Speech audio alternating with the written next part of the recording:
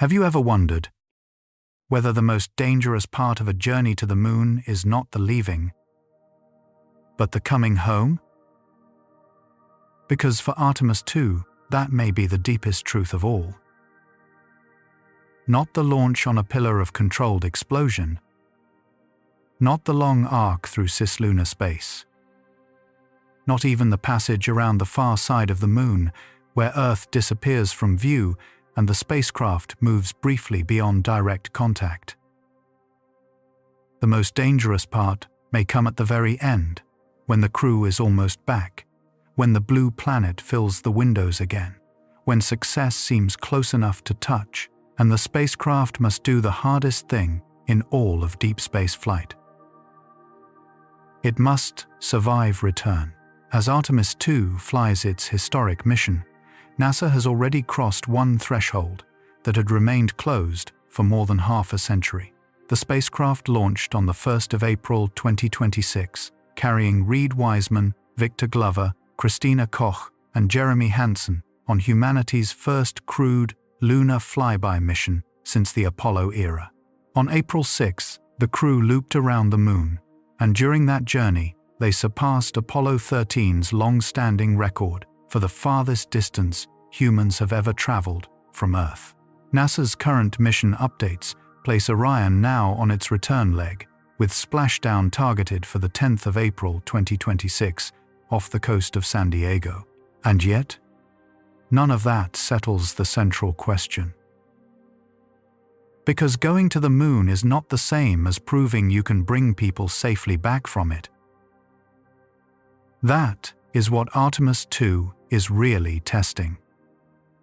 Orion is not merely taking astronauts on a grand voyage for symbolism. It is being asked to demonstrate that NASA's deep space system can carry a human crew outward, around another world, and then, through the furnace of Earth, re-entry alive.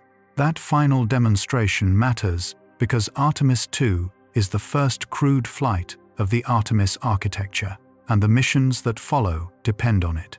To understand why those last minutes are so dangerous, first, we will need to understand why returning from the moon is a very different physical problem from returning from low Earth orbit. After that, we will need to look carefully at what re-entry really is, because the common language we use for it is often too shallow to describe the violence involved.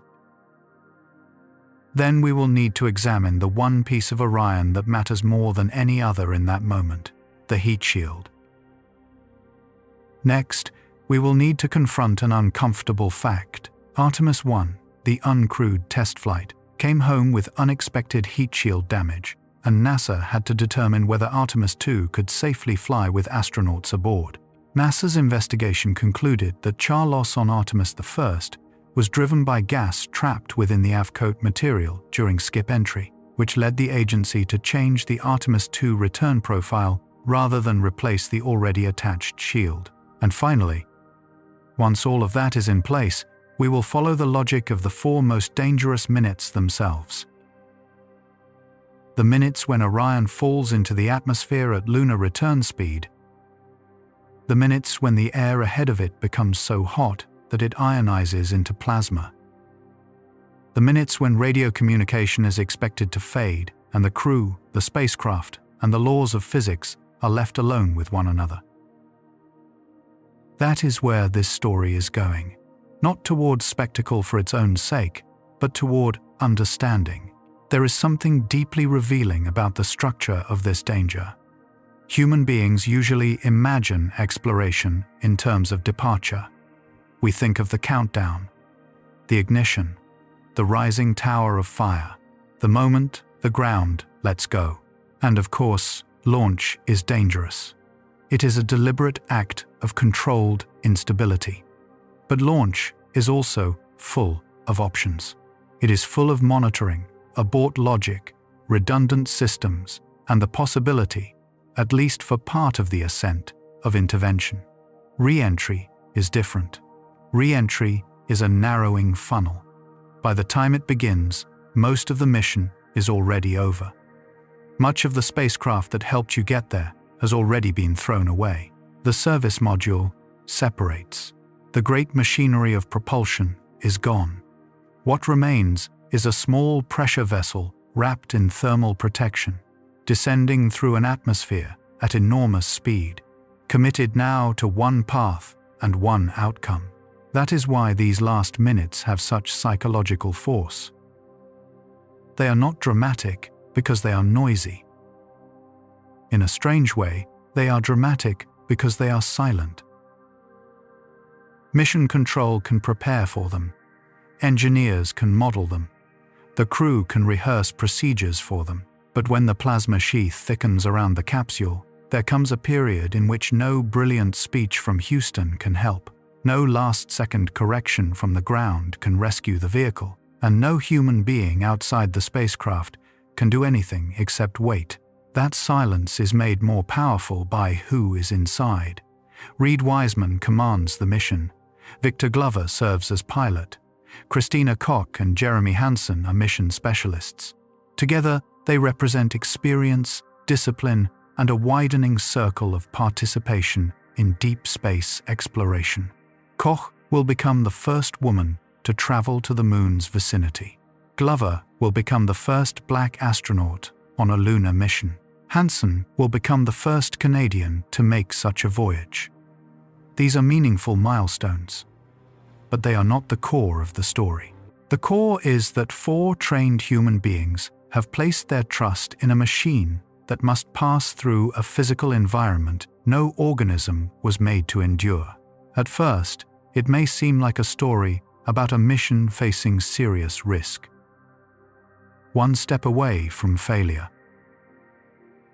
But that's not really what happened. Because NASA didn't ignore what Artemis I revealed.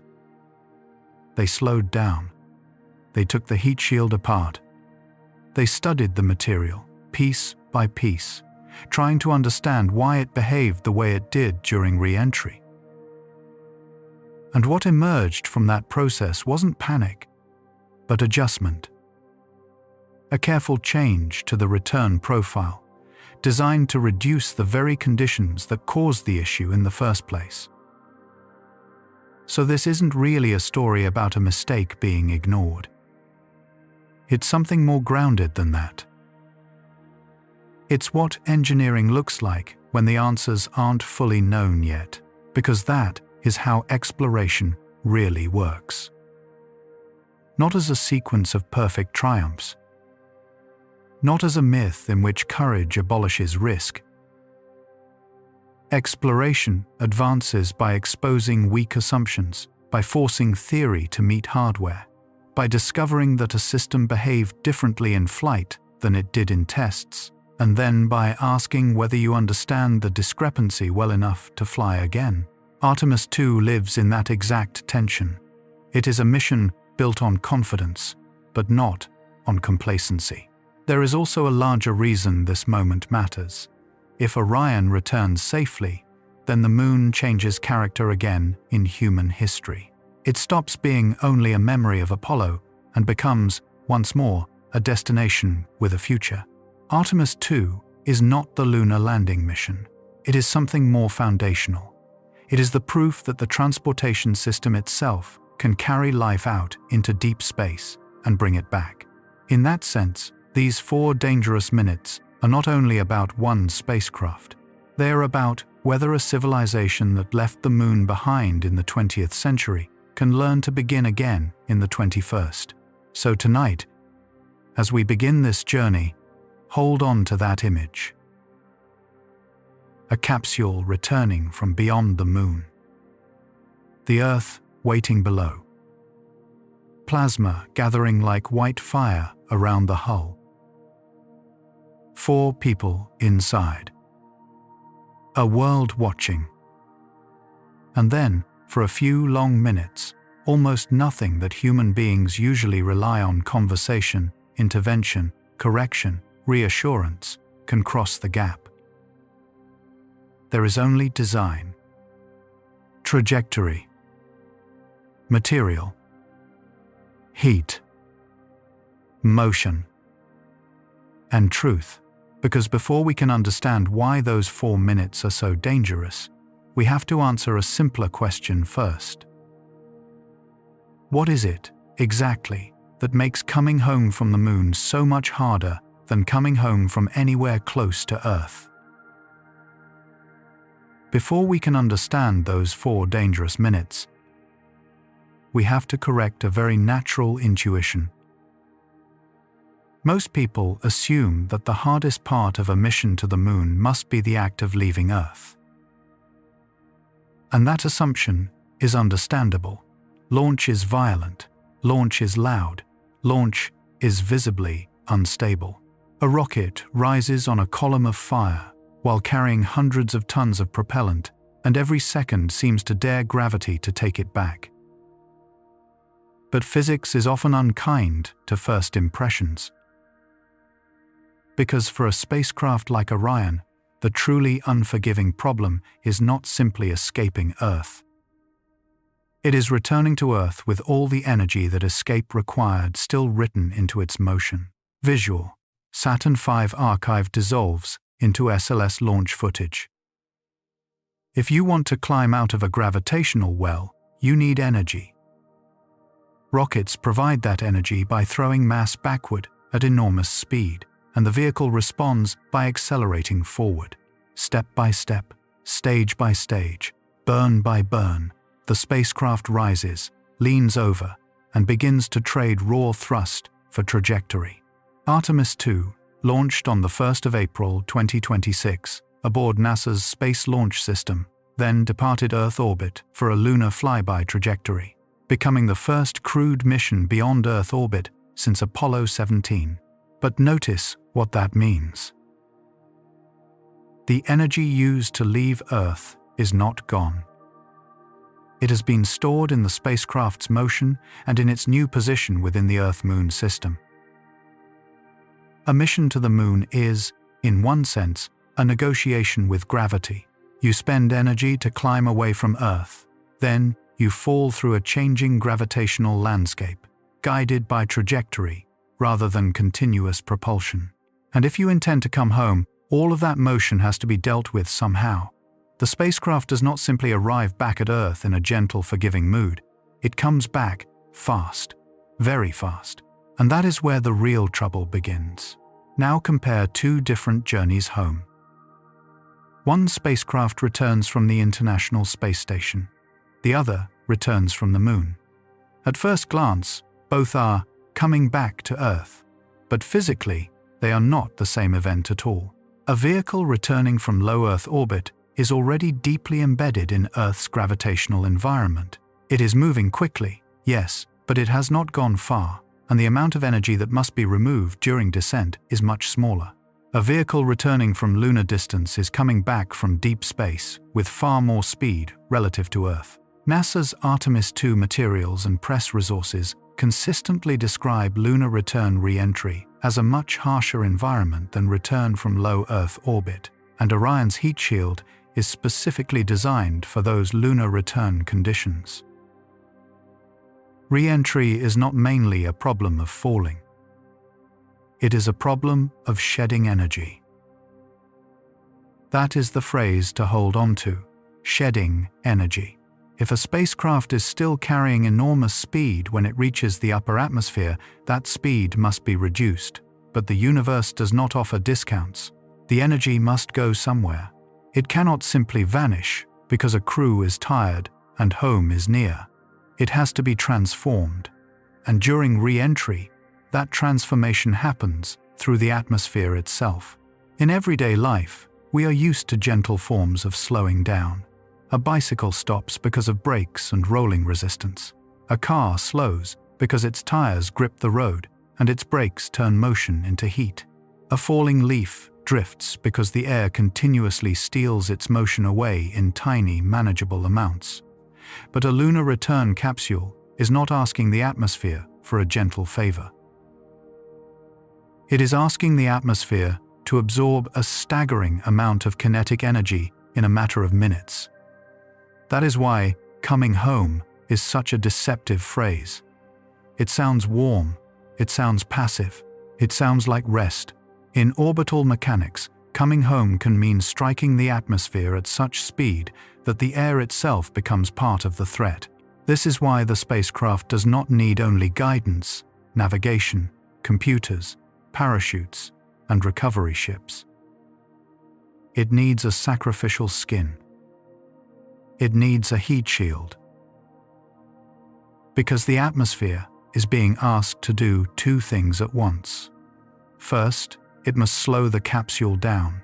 Second, in slowing it down, it creates an extreme thermal environment that would destroy an unprotected vehicle. The very medium that saves the crew from flying past Earth or slamming into the ocean at impossible speed is also the medium that tries to cook the spacecraft alive. This is not a design flaw. This is the unavoidable cost of returning fast from far away. There is another layer to this. Going to the moon is not only about distance. It is about the kind of trajectory that distance demands. Artemis II did not merely rise and fall above Earth like a tall leap. It departed Earth orbit, looped around the moon, and then returned along a path that took the crew farther from Earth than any humans had ever traveled before. NASA reported that on the 6th of April, 2026, the Artemis II crew reached 248,655 miles from Earth, surpassing Apollo 13's farthest distance record, and the mission is scheduled to splash down on April 10 off the coast of San Diego. That record is not just a romantic milestone. It tells you something physical. It tells you that the crew went deep enough into cislunar space that the return is a true deep space re-entry problem. The farther and faster the mission architecture sends you, the more severe the return environment becomes. So when people speak casually about Artemis II as though it were simply Apollo again, they miss something important. It is not a museum reenactment. It is a modern spacecraft, with modern systems, modern constraints, and modern engineering lessons, being asked to solve an ancient problem that never stopped being dangerous. During launch, the danger is visible. During the translunar coast, the danger seems to recede into silence and distance. During the flyby of the moon, the danger becomes majestic, almost philosophical. There is beauty in it. There is isolation in it. There is the overwhelming impression that humanity has extended its reach once again beyond low Earth orbit. But then the spacecraft turns home, and the problem changes character. No longer are we mainly asking whether the crew can travel far. We are asking whether they can survive the consequences of having traveled far. That is why engineers lose sleep over re-entry. It is the accounting phase of the mission. Every meter per second gained on the way out must, in some form, be paid back on the way in. And, unlike a burn in space, where propulsion systems can add or subtract velocity with relative elegance, the final major subtraction is done by the atmosphere under brutal conditions. The capsule enters the upper edge of Earth's air, not into safety, but into a zone where precision matters terribly. Its angle must be right. Its orientation must be right. Its structure must be right. And the thermal protection must work exactly as intended. Launch is the problem of acquiring energy. Return is the problem of disposing of it. And in some ways, disposing of energy safely is the harder challenge, because nature does not care that the crew has already succeeded at everything else. It does not care that they have looped around the moon. It does not care that history is watching. It asks only whether the vehicle can pass through the atmosphere while converting an enormous amount of motion into heat, shock, plasma, drag, and finally, survival. It is not the gentle closing chapter after the adventure.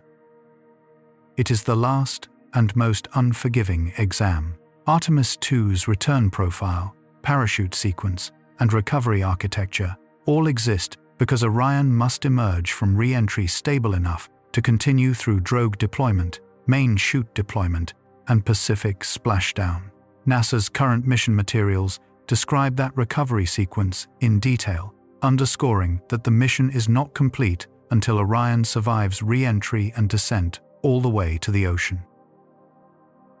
Coming home from the moon is harder than going out. Because when you leave, you're adding energy with a machine built to do exactly that. But coming back is the opposite.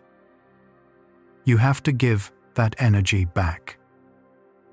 And the only thing available to take it is the atmosphere. And that's where things become less intuitive. Because at those speeds, the air isn't something you gently pass through. It reacts. It pushes back. Most explanations stop here and say it's just friction. That the spacecraft is simply rubbing against the air. But that picture is too simple to hold what's really happening. Because Orion isn't just moving through the atmosphere. It's hitting it so fast that the air in front of it doesn't have time to move aside. It gets compressed violently. And in that compression, the physics changes completely. In ordinary life, air feels almost passive. You walk through it. A car moves through it. Wind passes your face and seems gentle, almost invisible. But air is still matter. It is still made of particles. And when a spacecraft arrives from lunar distance at hypersonic speed, those particles cannot calmly slide out of the way. The spacecraft is moving too fast. The air in front of it is forced into a smaller region in less time than it can smoothly reorganize itself. And when a gas is compressed that violently, its temperature rises. That is the first principle to hold on to. Compression heats. If you have ever used a bicycle pump and touched the metal after rapidly compressing air inside it, the pump warms up. In re-entry, the same physical idea is present, but no longer gentle, no longer domestic, no longer forgiving. The compression is so extreme that the temperature in the shock layer ahead of the spacecraft climbs to thousands of degrees. NASA's Artemis program materials describe Orion's lunar return entry as nearly 25,000 miles per hour, with the capsule slowing to roughly 325 miles per hour before parachute deployment. And the Orion heat shield investigation after Artemis I confirmed that the spacecraft experienced conditions severe enough to char and shed portions of its avcoat thermal protection during re-entry. So let us build the picture carefully. Orion is falling toward Earth. As it reaches the upper atmosphere, the air is still thin, but not absent. At first, the encounter is subtle. Then, it becomes consequential very quickly. The spacecraft begins to push against more and more gas. A bow shock forms in front of the capsule. That shock is not just a visual curiosity. It is the boundary across which the properties of the gas change abruptly. Density changes, pressure changes, temperature changes. The air is no longer behaving like the calm, transparent background of daily life. It becomes a compressed, heated layer of matter that is actively interacting with the vehicle. This is why re-entry should never be imagined as a capsule gliding through a stable atmosphere like a boat through calm water. It is much closer to a body, forcing the atmosphere into a crisis in front of itself. The gas is squeezed. The gas heats up. The molecules begin to break apart. Electrons are stripped away. And once enough of that happens, the gas is no longer just hot air. It becomes plasma. Plasma is sometimes called the fourth state of matter. It is a gas so energized that many of its atoms or molecules are ionized. It contains free electrons and ions moving in a violently excited environment. During peak re-entry, Orion is expected to be surrounded by a sheath of this plasma. That sheath is one reason the spacecraft becomes so visually dramatic in simulation and in real flight footage. But more importantly, it is one reason communication becomes difficult. The charged environment around the capsule can interfere with radio transmission, producing the famous blackout period that has haunted re-entry since the earliest days of human spaceflight. NASA and the NASA Office of Inspector General have both emphasized that Orion's lunar return entry environment is substantially harsher than what vehicles face when returning from low Earth orbit, precisely because Orion comes home faster from farther away. Now, notice the logic. Speed gives rise to compression. Compression gives rise to heat. Heat gives rise to ionization. Ionization gives rise to plasma.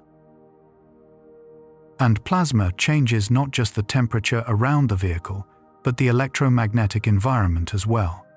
That is why these few minutes are not merely hot, they are physically transformed. The atmosphere itself becomes a new kind of medium. This also helps us understand why mission control becomes so powerless during that window. In many parts of a space mission, if something trends in the wrong direction, engineers on the ground can analyze, advise, and sometimes command. But during peak re-entry, the spacecraft is moving through a regime in which the environment changes faster than any human conversation could solve it anyway. The capsule must already be oriented correctly. The entry angle must already be right. The guidance logic must already be functioning. And the thermal protection must already be capable of surviving the shock-heated plasma around it. By the time the blackout comes, the fundamental work has already been done. What remains is the test. And that test is not only about withstanding heat in the crude sense. The heat shield is not there merely to stay strong like armor on a medieval wall. It has to interact with the heat in a much more subtle way. It must absorb, transform, and carry away thermal energy through ablation. That means the shield is designed to give up material in a controlled manner so that the crew module underneath survives. NASA's December 2024 findings on Artemis I are important here because they showed that Orion's avcoat thermal protection did protect the crew module. Cabin temperatures stayed well within limits, even though the outer char layer behaved in an unexpected way and shed unevenly. That result is a remarkable reminder of how deep the engineering challenge really is. The shield can succeed thermally and still raise serious concern. Why? Because survival in a single test is not the same as predictability in a crude system. Engineers need to know not only that the spacecraft came through, but why it came through, how the material behaved, and whether that behavior will remain inside safe margins next time. In Artemis I, NASA eventually traced the unexpected char loss to gas buildup inside the avcoat during the skip entry profile. Heating rates decreased between atmospheric dips, thermal energy remained inside the material, gases accumulated, and because the char layer was not sufficiently permeable under those specific conditions, pressure built up until cracking and uneven shedding occurred. NASA concluded that Artemis II can fly safely with the current shield if the operational entry profile is changed to avoid recreating that environment. So when we say air becomes fire, we are really compressing several layers of physics into one phrase. First, the atmosphere becomes a braking system. Second, that braking happens through extreme compression and shock heating. Third, the heated gas becomes chemically and electrically transformed. Fourth, the spacecraft must survive not by ignoring that environment, but by using a carefully designed sacrificial material system to manage it. This is not ordinary motion. It is not ordinary weather. It is not even ordinary flight. It is a negotiated passage through an artificial inferno created by speed itself. And here there is a philosophical point worth making carefully. The danger of re-entry is not a punishment for daring to go far. It is simply the bill that motion presents when you ask to return from the deep. Nature is not malicious here. It is exact. If you arrive at Earth carrying immense kinetic energy, Earth's atmosphere will remove that energy according to the laws of fluid dynamics, thermodynamics, and high-temperature chemistry. It will do so magnificently, indifferently, and without regard for how close the crew may be to home. That is why these 4 minutes deserve our full attention. Not because they are dramatic in a cinematic sense, though they are, but because they are one of the rare moments in exploration when the physical world becomes almost impossibly honest. A spacecraft either has the right shape, the right angle, the right materials, and the right trajectory, or it does not. There is no speech that can persuade plasma to be merciful. There is only physics. Now we arrive at the most important object in the entire descent. Not the computers, not the parachutes, not even the engines that helped guide Orion around the moon. In the 4 most dangerous minutes of Artemis II, the most important object is a surface. A curved, blackened, carefully engineered surface fixed to the bottom of the crew module. The heat shield. And that phrase, heat shield, can be misleading if we imagine something passive, like a wall standing there and simply refusing to burn. Orion's shield is not passive in that sense. It is not a piece of armor that wins by remaining unchanged. It survives by changing in exactly the way engineers intend. It is designed to be consumed slowly and in a controlled way, so that the astronauts are not. NASA's Orion materials describe the thermal protection system as avcoat, an ablative material descended from Apollo-era technology and used specifically because Orion must survive the much harsher heating of deep space return velocities. To understand why this matters, we have to look beneath the word itself. Ablative is the key idea. An ablative heat shield does not try to keep all the heat outside by sheer stubbornness. Instead, it manages heat by sacrificing part of its own material. As the outer layer is exposed to the re-entry environment, it chars, decomposes, releases gases, and erodes away. Those processes are not signs of failure. They are the protection mechanism itself. NASA's entry systems descriptions explain that avcoat provides insulation while consuming heat energy by chemical decomposition and gas release. That is a profound design philosophy.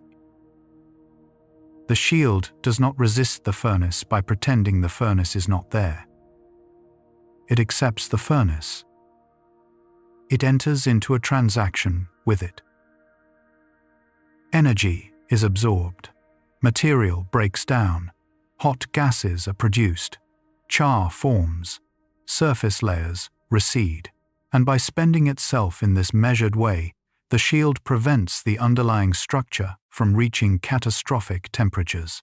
What looks, from the outside, like destruction is actually the carefully managed price of survival. This is not a new idea. NASA did not invent it for Artemis. The lineage reaches back to Apollo. Avcoat was originally developed for that earlier lunar era, when the United States first faced the problem of bringing astronauts home from the moon through Earth's atmosphere. NASA still describes avcoat as an Apollo-derived material now used again on Orion. But this is where we have to slow down and be precise. Saying that Orion uses Apollo heritage does not mean Orion simply copied Apollo and trusted memory to do the rest. The material family is related, yes. The mission class is related, yes. But Orion is a different spacecraft with a different scale, a different production approach, and different operational goals. That difference matters because one of the great temptations in space history is to hear the word heritage and mistake it for guaranteed repetition. Physics does not honor that kind of nostalgia. Orion's heat shield is enormous by crew capsule standards. NASA describes it as about 16.5 feet across, roughly 5 meters in diameter, and identifies it as the largest heat shield built for a human-rated spacecraft of its kind. Its job is to protect the crew module during return from lunar velocities, where temperatures can approach nearly 5,000 degrees Fahrenheit. That size alone tells you something important. Orion is not a tiny, dart-like object trying to pierce the atmosphere. It is a broad-body capsule designed to use atmospheric drag as part of its braking process. The shield is therefore not a detail attached to the spacecraft. In a very real sense, it is the face Orion presents to re-entry. It is the surface that agrees to meet the shock-heated flow first. It is the first thing plasma sees, and the way this shield is built matters enormously. NASA explains that Orion's design moved away from the older honeycomb filling approach used previously and toward a block-based system. In the old style, hundreds of thousands of honeycomb cells were individually filled with avcoat by hand. In the newer Orion approach, pre-formed avcoat blocks are bonded onto the shield structure, saving time and simplifying manufacturing. NASA's official Orion spacecraft materials say this redesign introduced new considerations and required more testing because the block structure could affect airflow and localized heating. That is a beautiful example of how engineering really works. A change that appears purely practical, easier manufacturing, better schedule efficiency, more parallel work during spacecraft construction is never merely practical at this level. The moment you change geometry, seams, bonding patterns, surface continuity, or material behavior, you may also change aerothermal performance. And in re-entry, small differences can matter a great deal. NASA's own Orion documentation emphasizes that understanding how the block structure might disturb smooth airflow or create localized hotspots was critical for risk reduction. Now, let us step closer still. What actually happens inside avcoat during entry? As the outer material heats, it does not simply sit there and glow. It undergoes chemical decomposition. Gases are produced. Those gases move outward through the material as the outer surface chars and recedes. In the ideal case, this process remains controlled. The material gives up energy, releases decomposition products, and erodes in a way engineers can predict. NASA's investigation into Artemis I made clear that permeability, the ability of those gases to move outward through the char layer, became a crucial issue in understanding the unexpected char loss seen after flight. This is why I said the shield is not armor in the medieval sense. Armor tries not to change. Orion's shield must change correctly. It must char correctly, vent correctly, recede correctly, carry heat away correctly.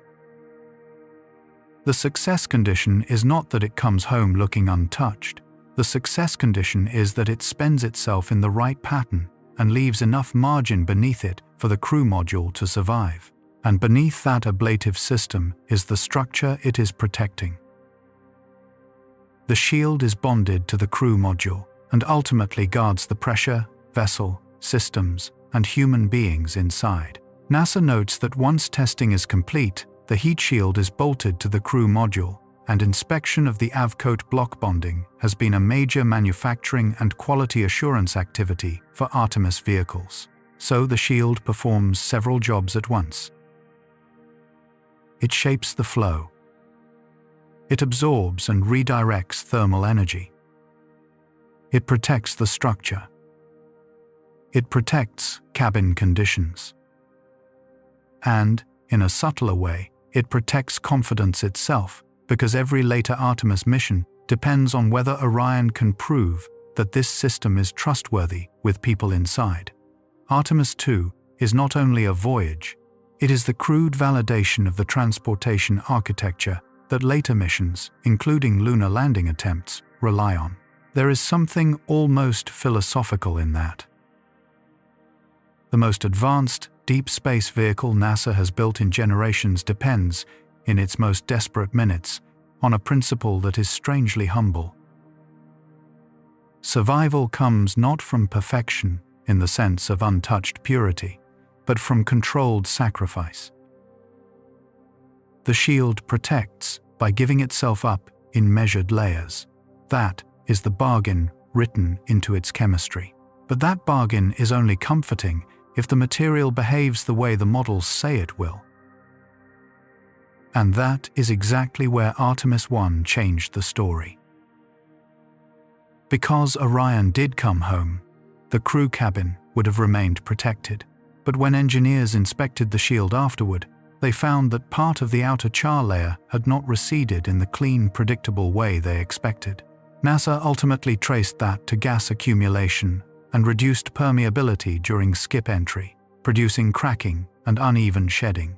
And once that happened, the heat shield stopped being only a triumph of design heritage. It became a question. Not whether ablative shielding works in the abstract, we already know that it does. The question became narrower, more technical, and therefore more serious. Would this Orion shield, under this Artemis II return profile, behave predictably enough to trust with a human crew? That is the question we have to face next.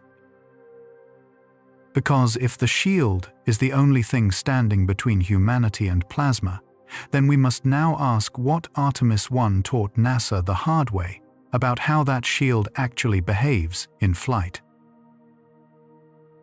From a distance, Artemis I looked like a triumph. And in many ways, it was. Orion went to the moon without a crew, traveled through deep space, came back through Earth's atmosphere at lunar return speed, and survived. For the public, that was the headline. For engineers, it was only the beginning of the real conversation, because once the spacecraft was recovered and inspected, the mission stopped being a story about whether Orion had returned at all, and became a story about how it had returned. NASA's post-flight investigation found unexpected loss of charred material across parts of the Artemis I heat shield, even though the crew module environment itself stayed within expected thermal limits. That distinction matters. A spacecraft can come home successfully and still reveal a problem serious enough to reshape every mission that follows. In ordinary life, we tend to think in binaries. Either something failed or it did not. Either it worked or it did not. But flight test is rarely that simple. Artemis I did not end in catastrophe. It ended in data. And some of that data was uncomfortable. NASA determined that while Orion's thermal protection system did its core job of protecting the pressure vessel, the outer char layer on parts of the avcoat did not behave with the smooth predictability engineers had expected from pre-flight models and ground tests. At first glance, that may sound like a small technical issue. It was not. The whole philosophy of an ablative heat shield depends on controlled sacrifice. The material is supposed to char, decompose, vent gases, and recede. But it is supposed to do so in a way engineers can forecast. They do not merely need the shield to survive somehow. They need to understand the rate, pattern, and depth of material loss with confidence, because crew safety depends not only on average performance, but on margins. If material disappears in an irregular or poorly predicted way, then the shield stops being a well-understood system and starts becoming a question mark. That is exactly why NASA treated the Artemis I findings as a major engineering issue rather than a cosmetic imperfection. The problem was not simply that something came off. The problem was that the behavior pointed toward physics inside the material that the flight profile had exposed more clearly than ground assumptions had.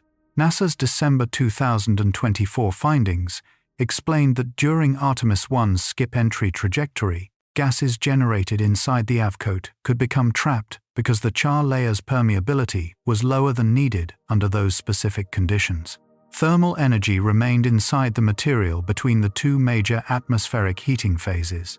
Gases continued to form, pressure built up, and when Orion re-entered more deeply, the trapped pressure contributed to cracking and irregular shedding of charred avcoat. Artemis I did not follow the simplest possible straight plunge through the atmosphere.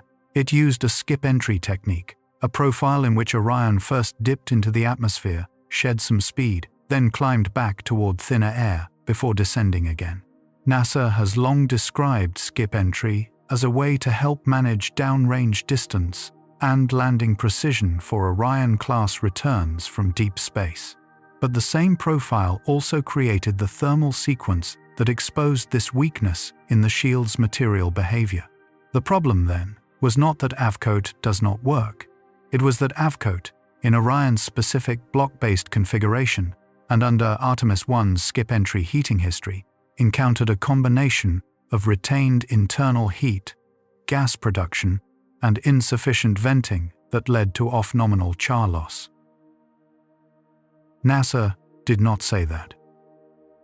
And it would be misleading to say it now. What NASA said, in effect, was more precise and therefore more serious. The underlying thermal protection remained effective in protecting the structure, but the outer material response was not sufficiently understood or sufficiently aligned with expectation for a crewed mission without corrective action. Cabin conditions stayed inside safe ranges on Artemis I, yet the abnormal char behavior still demanded a full root cause investigation before Artemis II could be judged ready. Engineers removed and analyzed pieces of the recovered heat shield. They recreated conditions in arc-jet facilities. They compared permeable and non-permeable avcoat configurations. They studied how internal gas transport changed as the material heated, charred, and cooled between entry phases. NASA Ames reported that arc-jet testing played a key role in confirming the root cause picture, especially the role of permeability and gas pressure in the observed char loss. There is something worth appreciating here. Spaceflight history is often told as a sequence of launches and landings, of astronauts and speeches, of firsts and flags and photographs.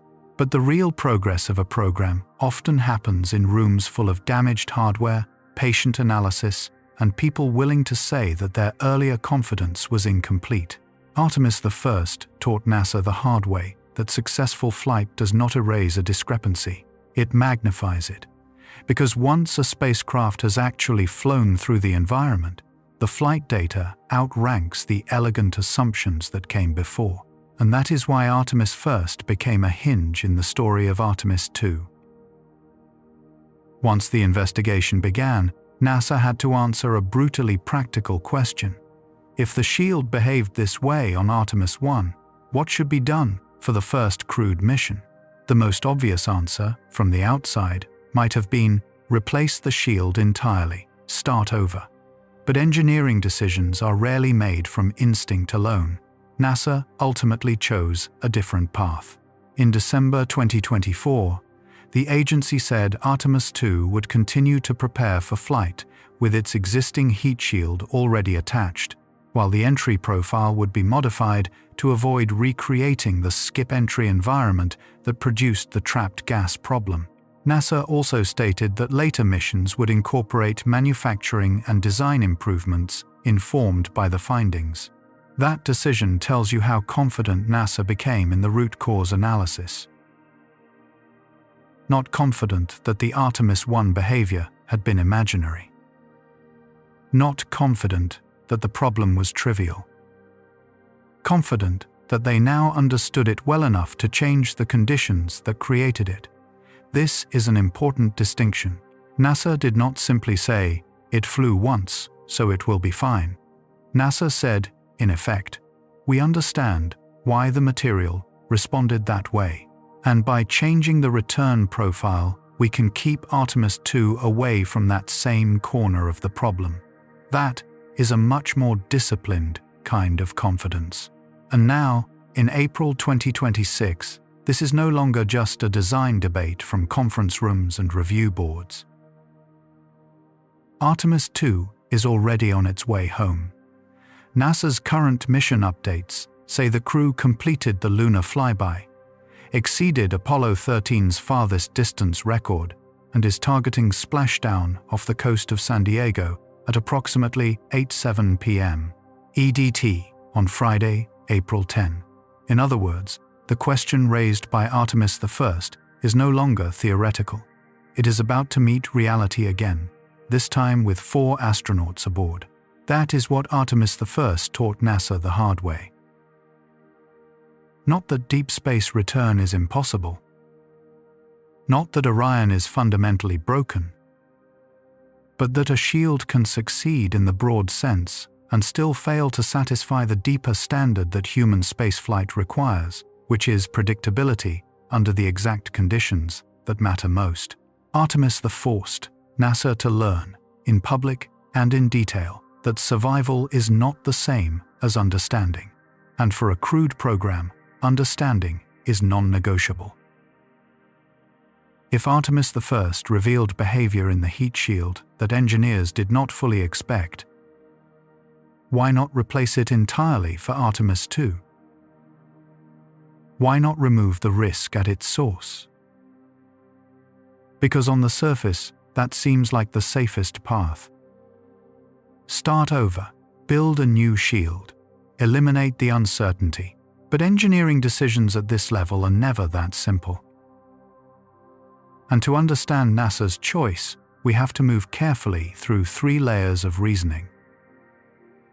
First, what exactly the problem was. Second, whether that problem was intrinsic to the material or specific to the conditions Artemis I created. And third, what options were realistically available without collapsing the entire Artemis timeline. Let us begin with the first point. Artemis I did not reveal that Avcoat is incapable of protecting a spacecraft. In fact, it demonstrated the opposite. The heat shield performed its primary thermal function. The crew module remained within safe temperature limits. The problem was not that heat was penetrating uncontrollably. The problem was that the pattern of material loss, the way the shield ablated, was not behaving with the predictability engineers required for a crewed mission. NASA's official findings emphasized that the issue was tied to internal gas behavior and char layer permeability under specific flight conditions, not a fundamental failure of the material itself. That distinction is everything. Because if the problem had been fundamental, if Avcoat simply could not survive lunar return conditions, then replacement would have been unavoidable.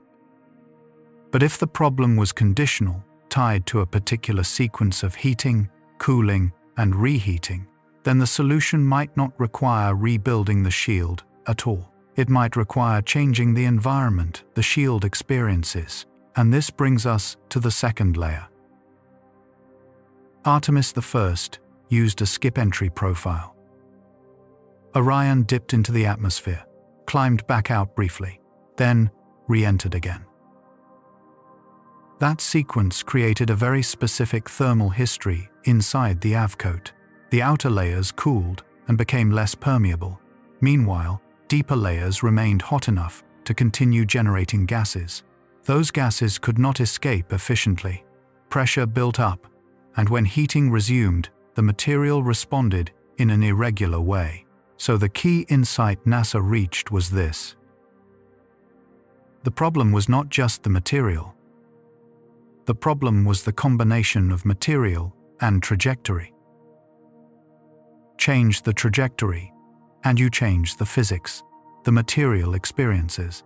For Artemis II, NASA made a deliberate decision. Remove the skip entry profile entirely. Replace it with a more direct, steeper descent. This means Orion will enter the atmosphere harder with a more continuous heating profile, avoiding the intermediate cooling phase that allowed gas pressure to build up inside the shield during Artemis I. This is not a trivial adjustment. It is a trade. A steeper entry increases peak heating rates and increases G-forces on the crew. It reduces flexibility in choosing the landing zone. It demands that guidance and control perform within tighter margins, but in return, it offers something critical. It keeps the thermal environment continuous. It allows gases generated inside the avcoat to vent in a more stable way. It avoids the specific sequence that caused pressure buildup and unpredictable char loss. NASA did not make this change casually. Engineers conducted additional arc jet testing. They modeled worst-case material loss scenarios. They evaluated how the shield would behave under the revised entry profile. And across those analyses, the conclusion was consistent. Under the new trajectory, the heat shield maintains sufficient thermal margin to protect the crew module. Now we arrive at the third layer, the one that is rarely spoken about directly, but always present. Time. Artemis II has already experienced years of delay. Originally planned earlier in the decade, it slipped through 2024, then 2025, and finally into 2026. The heat shield for Artemis II is not a removable accessory sitting on a shelf. It is bonded to the crew module. Removing and replacing it would not be a simple swap. It would mean disassembling a critical part of the spacecraft, rebuilding, requalifying, retesting, and effectively resetting a large portion of the integration process. That would not add weeks. It would likely add years. And here is the point where engineering meets program reality. NASA does not have the luxury of pursuing absolute perfection at infinite cost. No space agency does. The real question is not, can we make it perfect? The real question is, do we understand the risk well enough to proceed safely? And NASA's answer, based on the investigation, testing, and modeling, was yes. Not yes in the sense of certainty. Spaceflight never offers that. But yes in the sense that the known risk could be bounded, mitigated, and managed within acceptable limits for a crewed mission. There is a subtle but important honesty in that decision. NASA did not claim that Artemis II is risk-free. It did not claim that the shield would behave exactly as predicted down to the smallest detail. Instead, it acknowledged something deeper. That exploration proceeds not by eliminating all uncertainty, but by reducing it to a level where informed action becomes possible. Because this decision was not made in isolation. The crew of Artemis II reviewed the data. They understood the findings from Artemis I. They studied the revised entry profile. And they accepted the mission. That acceptance matters. Not as a gesture of bravery, but as a reflection of trust. Trust in the engineers who traced the problem. Trust in the tests that followed. Trust in the idea that the system is now understood well enough to carry human life through the most dangerous phase of the journey. So, when Orion turns toward Earth for re-entry, it is not doing so blindly. It is carrying with it the full weight of Artemis I's lessons. It is entering the atmosphere along a path chosen specifically to avoid a known failure mode. It is, in a very real sense, a spacecraft that has already learned something about how it nearly misunderstood itself. Not that NASA ignored a problem. Not that NASA gambled recklessly. But that NASA faced a discrepancy between expectation and reality, investigated it in detail, and chose a path forward that reshaped the mission around that understanding. Which brings us now to the moment where all of that preparation is tested. Because changing the trajectory is not the same as surviving it. And when Orion reaches the upper atmosphere, everything we have discussed, speed, compression, plasma, ablation, gas flow, trajectory, will converge into a sequence measured not in hours, but in minutes. So what actually happens, second by second, during those 4 most dangerous minutes? There is a point in every great journey when the story stops being about distance and starts being about endurance. For Artemis II, that point does not come at launch, when the engines ignite beneath the spacecraft and the Earth falls away in fire. It does not come during the long sweep out toward the Moon, nor in the historic passage around its far side, when the crew moves beyond the familiar neighborhood of Earth and into the deeper silence that Apollo once knew. It comes much later. It comes when the crew is already on its way home. It comes when success seems almost close enough to touch. And that, perhaps, is what makes it so merciless. At roughly 120 kilometers above Earth, Orion reaches the threshold that engineers call entry interface. The phrase is calm, almost sterile. But what it means is profound. From this moment on, the atmosphere is no longer a distant layer below. It is an active participant in the fate of the spacecraft. The long, deep space voyage is over. The final exam has begun. By then, the service module is gone. The hardware that carried power, propulsion, water, and air for the long journey has already separated, destined to burn up behind the crew module in the upper atmosphere. One by one, throughout the mission, the great architecture that launched Artemis II away from Earth has been discarded. The boosters are gone. The core stage is gone. The abort system is gone. And now the service module is gone as well. What remains is the simplest and most exposed form of the mission: a capsule, 4 astronauts, guidance software, parachutes, structure, pa, pa, pa, pa, pa, pa, pa, pa, pa, pa, pa, pa, pa, pa, pa, pa, pa, pa, pa, and one shield standing between human life and thermodynamic violence. Orion turns to present its heat shield forward. This orientation is not dramatic in the cinematic sense. It is more serious than that. It is the geometry of survival.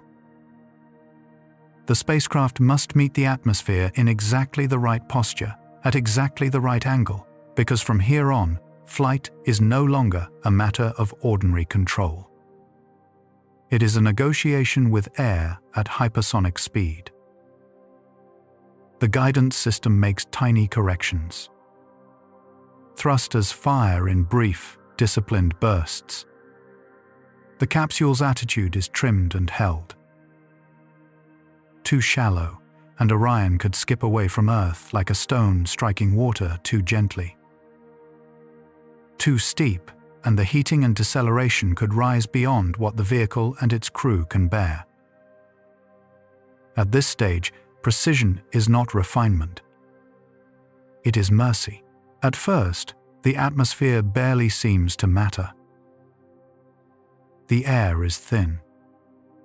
The spacecraft is still moving with such overwhelming speed that Earth below does not yet feel like a rival. But the process has begun. Invisible impacts accumulate. Molecules strike the vehicle in increasing number. Drag begins to rise. Velocity begins, slowly at first, to fall. This is the first act of re-entry, not flame, not blackout, but accounting. Energy is beginning to be paid back. Inside the cabin, the change is felt less as spectacle than as pressure. During much of the mission, the astronauts have lived in the patient, floating logic of microgravity. Now weight returns, and it returns with intent. Their bodies are pressed into their seats. The sensation is not yet extreme, but it is unmistakable. The spacecraft is no longer coasting through emptiness. It is encountering resistance. It is entering the region where motion must be surrendered, and surrendered violently. Then the atmosphere changes character. Or rather, Orion forces it to.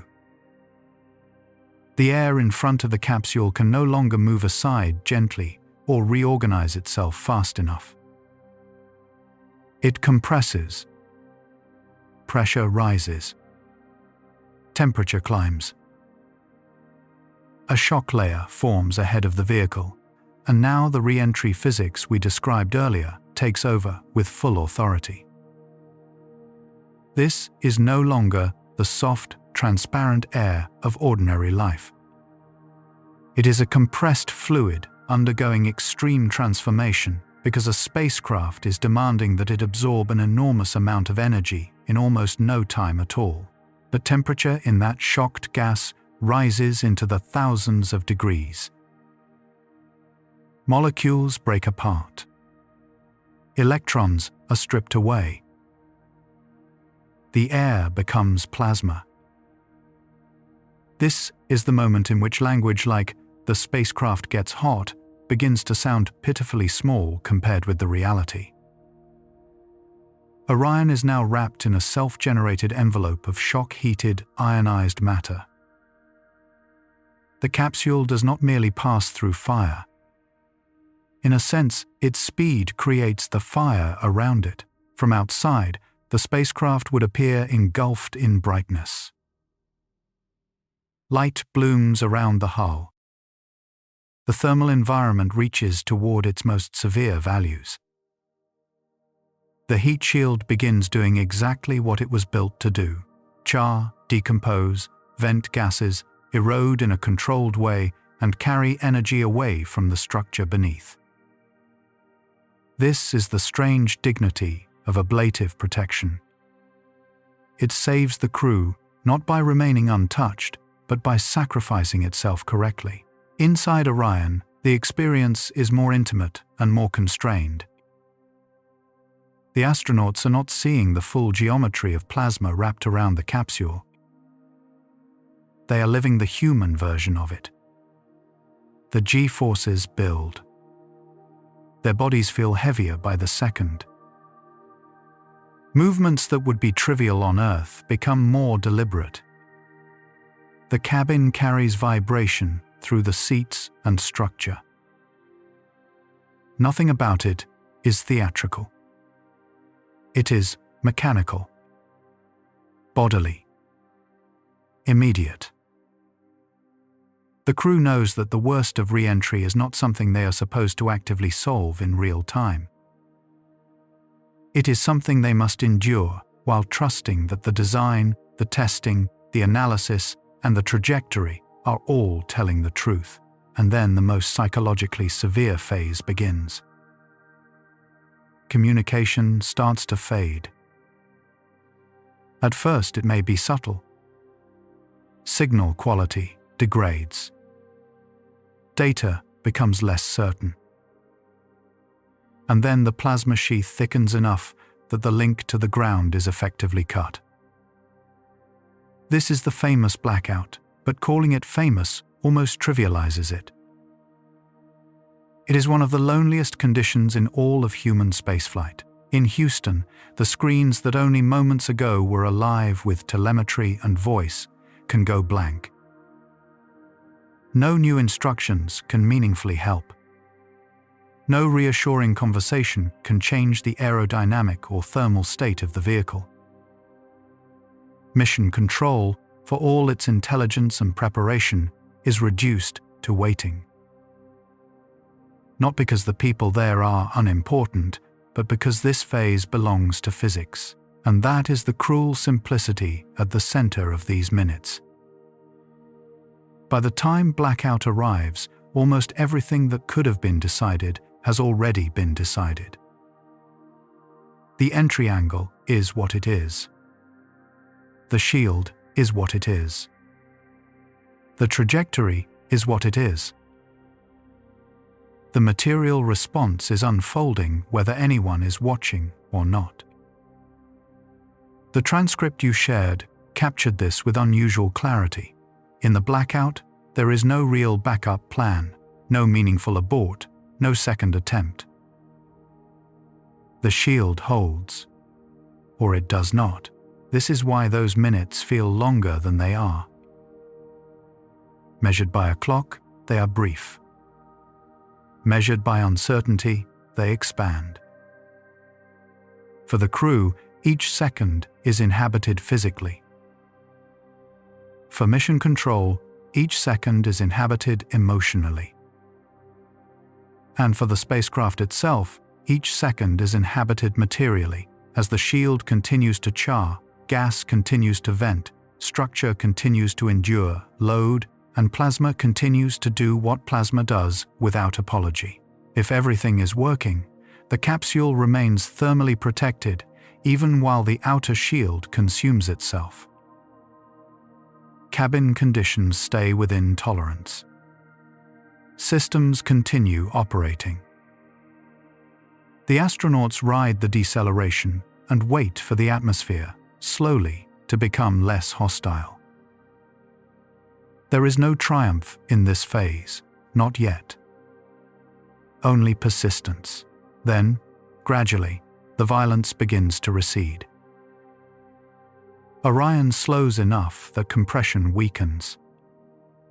The plasma sheath thins. The communication environment becomes less impossible. And somewhere in that transition comes the moment everyone has been waiting for. A signal returns. Perhaps it begins as partial data. Perhaps as a fragment of voice through static. But whatever its form, it carries the answer to the only question that mattered during the silence. The spacecraft made it through peak heating. The shield held. Only then does re-entry begin to loosen its grip. Orion is still descending rapidly, but now the mission moves into the next chain of survival systems. Drogue parachutes deploy to stabilize and slow the capsule. Then the main parachutes open, immense and unmistakable, drawing the descent down towards something the crew has not touched for days, the ocean. Splashdown follows. Recovery forces move in. And only there, with the spacecraft floating and the astronauts safely in human hands again, can anyone honestly say the mission is complete. So the 4 most dangerous minutes are dangerous in a very particular way. Not because they are chaotic in the ordinary sense. Not because they are the loudest. Not because they are the most visually spectacular. They are dangerous because they are exact. Because they reduce the whole mission to a direct confrontation between design and reality. Because in those minutes, the universe stops caring about symbolism, history, national ambition, and human hope, and asks a narrower question instead. Did you build the machine correctly? Did you understand the physics correctly? Did you choose the path correctly? If even a small error in the way Orion meets the atmosphere can change everything, then just how narrow is the corridor through which this spacecraft must fall to survive at all? There is a comforting illusion people often carry into stories about spaceflight. The illusion is that once the spacecraft is pointed home, the hardest part is simply enduring the heat. As though Orion, having survived the vast emptiness between Earth and Moon, now needs only one last piece of courage to plunge through the atmosphere and be done with it. But re-entry is not merely a test of toughness. It is a test of precision. And the precision required is so severe that a path that looks, from far away, like a broad descent toward an entire planet, is in reality a narrow geometric corridor through which the spacecraft must fall almost perfectly. This is the part of the story where size becomes deceptive. Earth is huge. Its atmosphere wraps around it in a vast shell. From the outside, it can seem as though a returning capsule has an enormous target. But that is not how physics sees it. Physics does not ask whether Orion hits Earth. It asks how Orion meets the atmosphere. At what angle? With what orientation? With what speed? Over what path length? Those are the real questions, and each of them matters because re-entry is not an impact. It is a controlled conversion of enormous kinetic energy into drag, heat, and survivable deceleration. NASA's current mission materials describe Orion's return as a carefully sequenced entry, descent, and landing process that culminates in splashdown off San Diego at about 8:07 p.m. EDT on the 10th of April, 2026, underscoring that the spacecraft must pass through a tightly managed atmospheric regime before parachutes and recovery even begin. To understand this, it helps to begin with the simplest version of the problem. Imagine Orion coming toward Earth far too shallowly. In that case, the capsule does encounter the atmosphere, yes, but not deeply enough, not quickly enough, not with enough sustained drag to surrender the required energy. The spacecraft begins to feel aerodynamic braking, but instead of committing to a deeper descent, it can effectively rebound upward, leaving the denser atmosphere behind before enough speed has been removed. This is what people mean when they say a capsule can skip out of the atmosphere. The phrase sounds almost playful, but the consequence is not. A spacecraft that skips away at the wrong moment does not drift gently into safety. It can be sent onto a completely unacceptable trajectory, with too much energy still remaining and too little control left to recover the situation. NASA's Artemis II press materials emphasize that Orion returns on a free return style architecture and then enters an explicitly designed entry-descent landing sequence, reflecting how little room there is for geometric error at the end of such a mission. Now imagine the opposite failure. Orion comes in too steeply. Then the atmosphere does not merely slow the vehicle, it attacks it more brutally and more suddenly than intended. Drag rises too fast. Deceleration rises too fast. Heating rates rise too fast.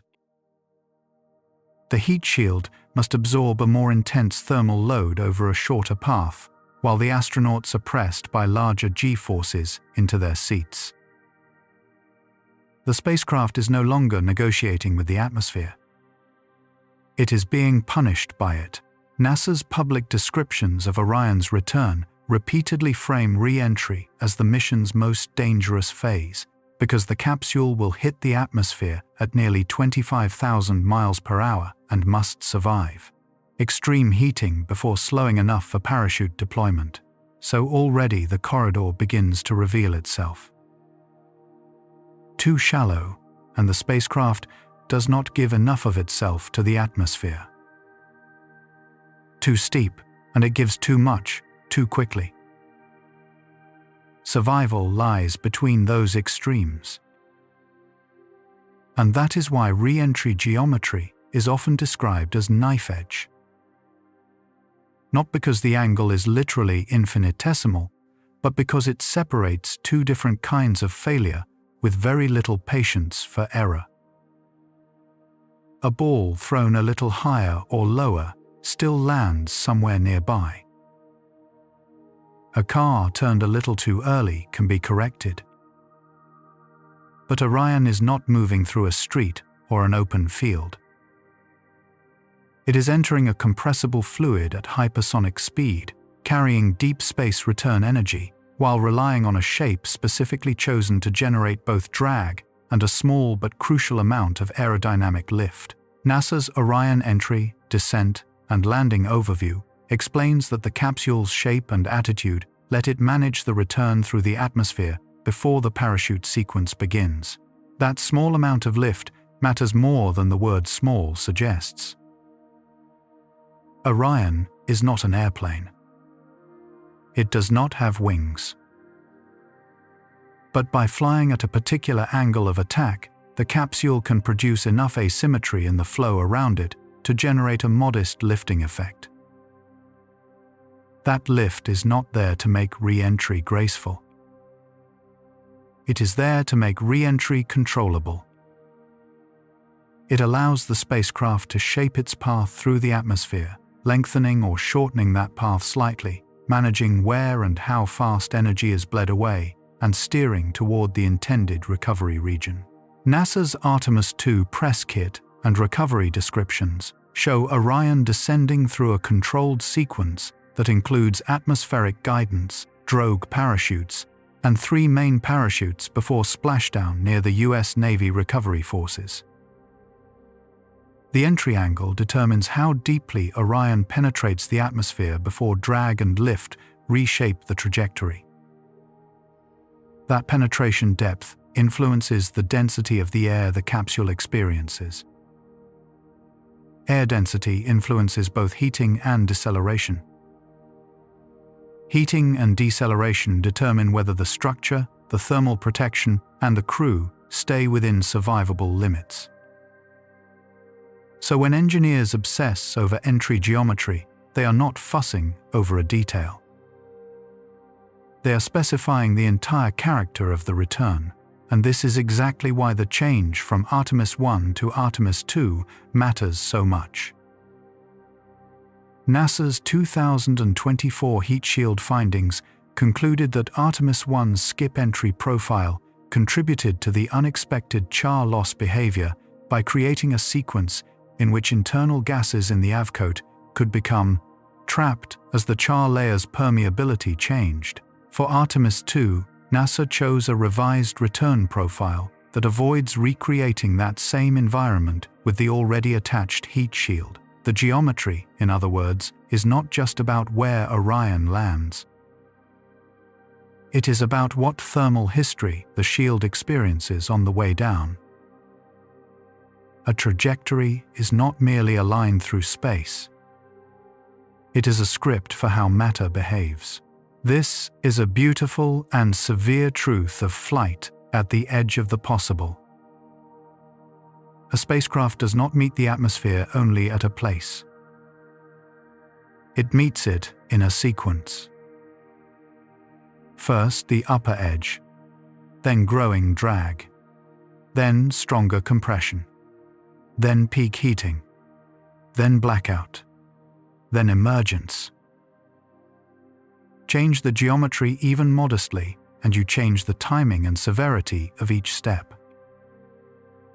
That is why entry guidance is not a decorative layer on top of the mission. It is one of the mission's final authors. There is also a human consequence here that is easy to overlook. The crew does not experience angle as a number. They experience it as force. If the path is steeper, they feel stronger deceleration.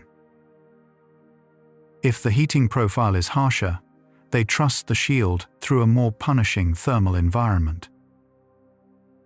If the trajectory is well chosen, their bodies pass through a designed envelope of stress that remains hard but survivable.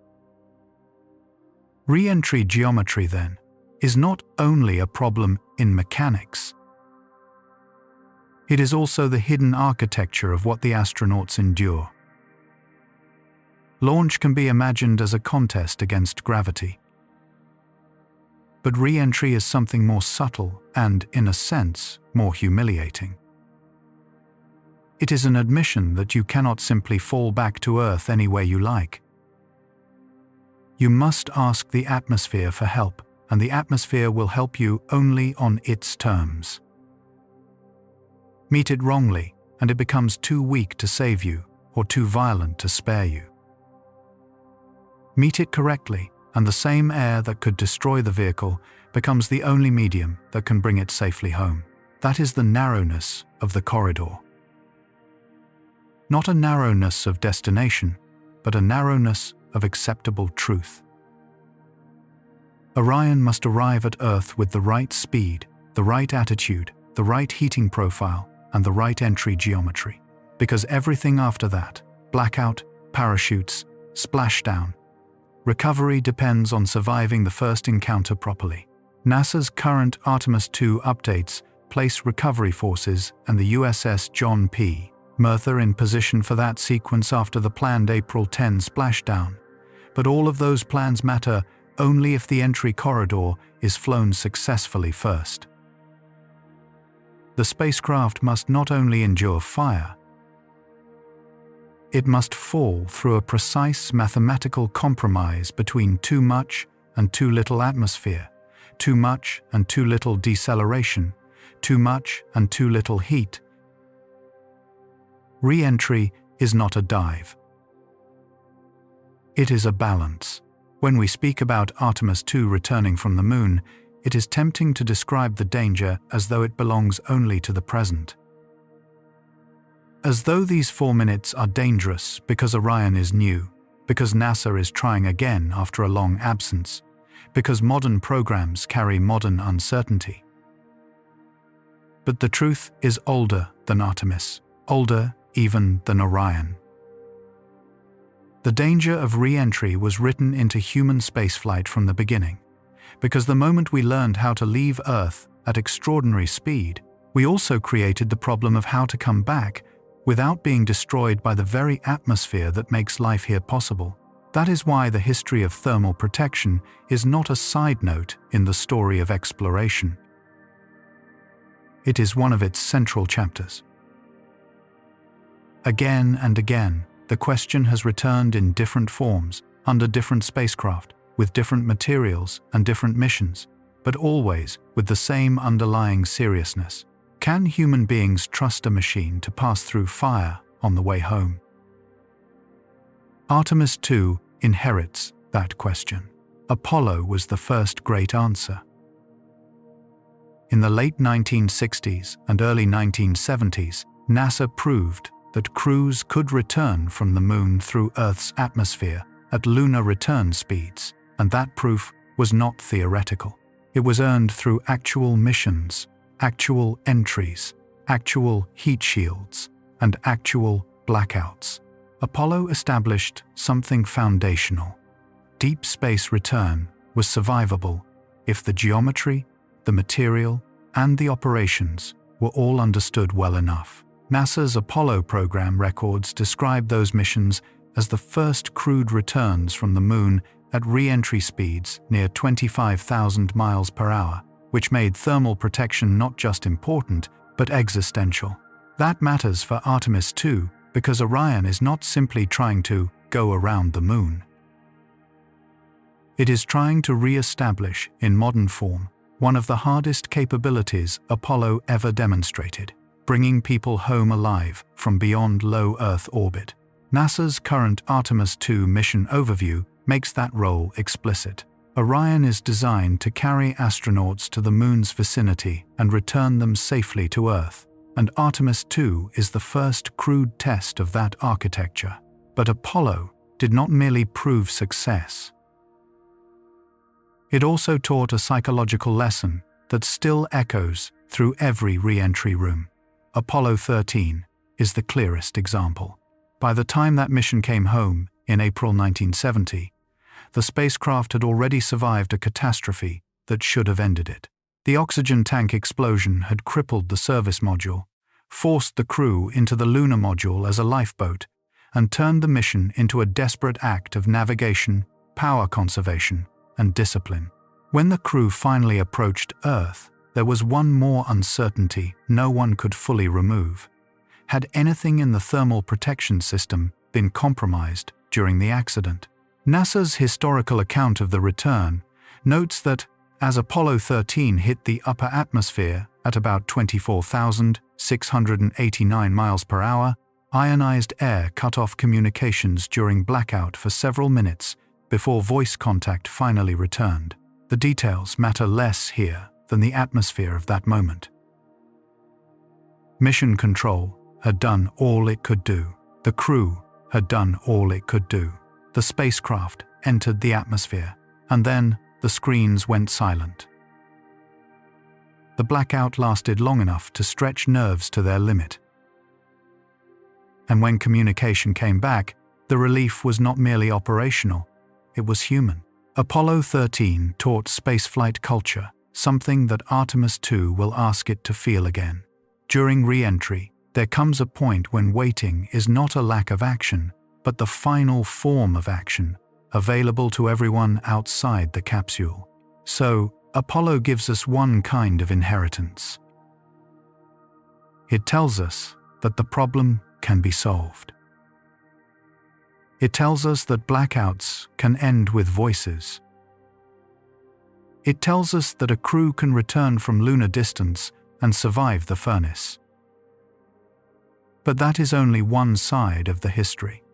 The other side is harsher, and it cannot be ignored if we want to speak honestly about Artemis II. Because thermal protection is not a ceremonial feature of a spacecraft. It is not decorative. It is not secondary. And the most terrible proof of that in American space history came not from Apollo, but from Columbia. On the 16th of January, 2003, during launch, a piece of insulating foam broke free from Columbia's external tank and struck the leading edge of the orbiter's left wing. That impact damaged the shuttle's thermal protection system.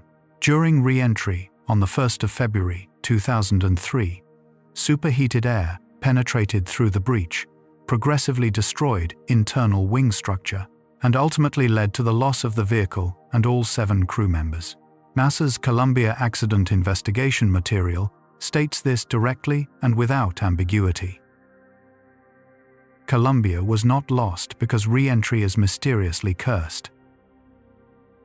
It was lost because thermal protection was breached, the damage was not fully acted upon in time, and re-entry is an environment so unforgiving that once superheated plasma reaches vulnerable structure, the margin disappears quickly. NASA's investigation and follow-up technical summaries make clear that the breach allowed the re-entry environment itself to enter the wing and turn the orbiter's own structure into the site of failure. And that is why Columbia must be present in the story of Artemis II, even though Orion is not a shuttle, and even though the specific systems are very different. The lesson is not, these spacecraft are the same. They are not. The lesson is deeper. When thermal protection fails during re-entry, the laws of high-speed atmospheric flight do not forgive design pedigree, institutional memory, or human hope. The plasma does not care what the mission means. It only cares whether there is a path into the structure. Columbia turned that truth into history at the highest possible cost. So Apollo and Columbia stand on opposite sides of the same threshold. Apollo says the fire can be crossed. Columbia says the fire must never be underestimated. Together, they define the moral seriousness of re-entry better than any slogan could. They tell us that coming home from space is neither a miracle nor a routine procedure. It is a disciplined confrontation with an environment that rewards understanding and punishes error. That is exactly the historical pressure Artemis II now carries. NASA is not testing Orion in innocence. It is testing Orion in full knowledge of both traditions, the Apollo tradition of successful lunar return and the Columbia tradition of what thermal protection failure means in the real world. At the same time, Artemis II is not a memorial exercise. It is an operational mission already underway, with NASA positioning it as the critical crewed test that must show Orion can take astronauts to lunar distance and back as the Artemis campaign moves toward later landings and longer duration missions. And that is why the heat shield story matters so much. Not because the public needs another spectacle of fear, but because engineers do not earn the right to call a system safe by repeating the word heritage.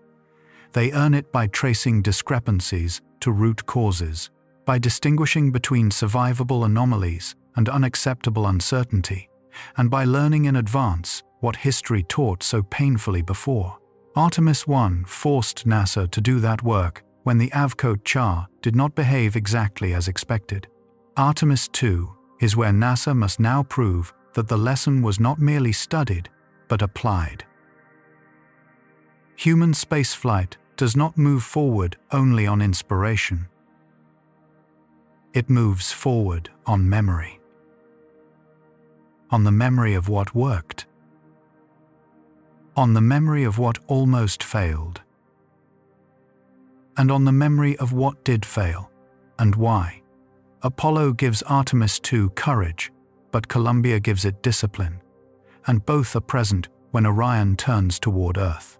Because history, heat, geometry, and material science all matter enormously, but in the end, they are not abstractions, riding inside Orion.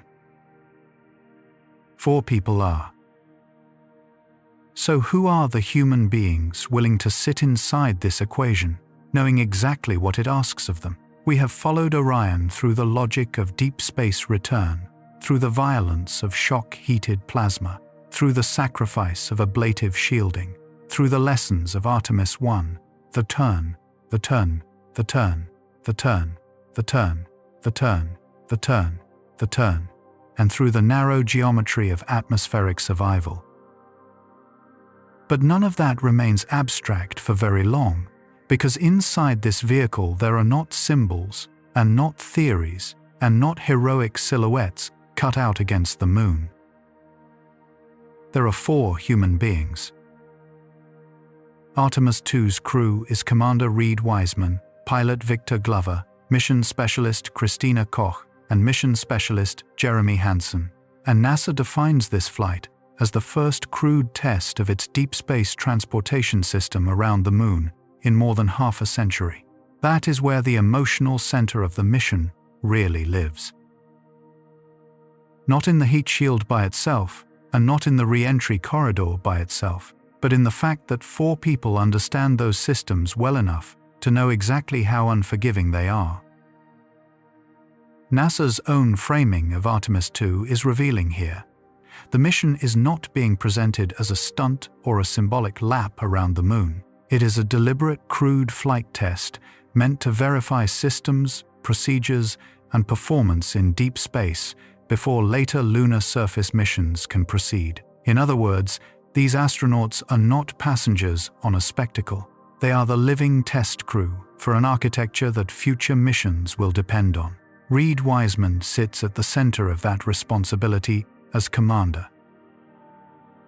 NASA describes him as a Navy veteran, pilot, engineer, and former International Space Station flight engineer, with 165 days in orbit during Expedition 41.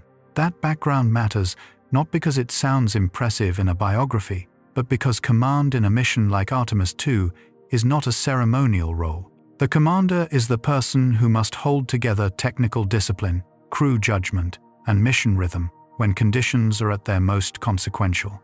Wiseman is not there to feel history.